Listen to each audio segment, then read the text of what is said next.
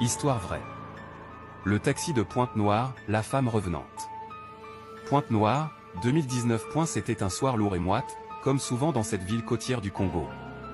Armand, chauffeur de taxi depuis près de 10 ans, terminait sa journée. Il roulait lentement sur l'avenue Charles de Gaulle, direction Thiétié, quand une silhouette féminine leva la main au bord de la route. Elle portait un pagne noir et blanc, le genre ancien. La Belle de la Nuit, une histoire vraie de Pointe-Noire. À Pointe-Noire, dans le quartier de Loandjili, vivait une femme que tout le monde appelait Mama Yaya la folle. Le jour, elle errait pieds nus dans les rues, vêtue de haillons, parlant seule, riant parfois, pleurant souvent. Les enfants la fuyaient, les adultes l'ignoraient ou lui lançaient quelques pièces par pitié.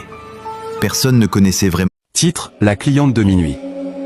Dans le quartier de Yopougon, à Abidjan, se trouvait un petit salon de coiffure appelé chez Grace, tenu par deux amies d'enfance, Grace et Mélissa.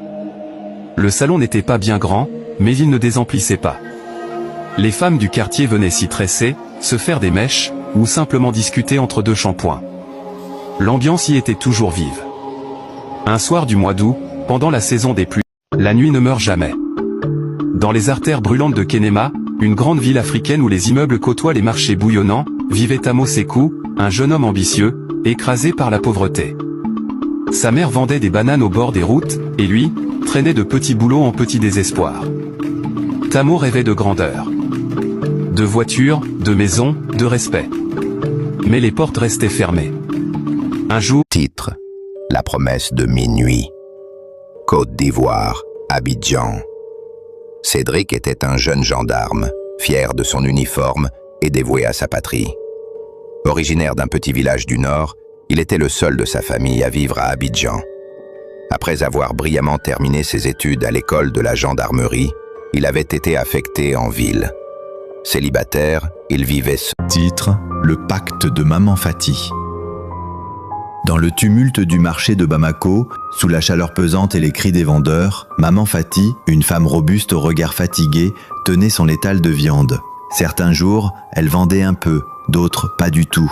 La viande se perdait, les mouches la couvraient et les clients se faisaient rares. Elle priait, jeûnait parfois, espérant que le destin tourne enfin. Mais enfin... Luc, le gardien du silence.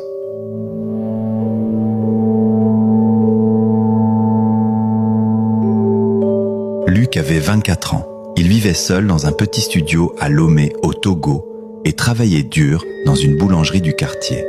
Mais le salaire était maigre, à peine suffisant pour payer son loyer.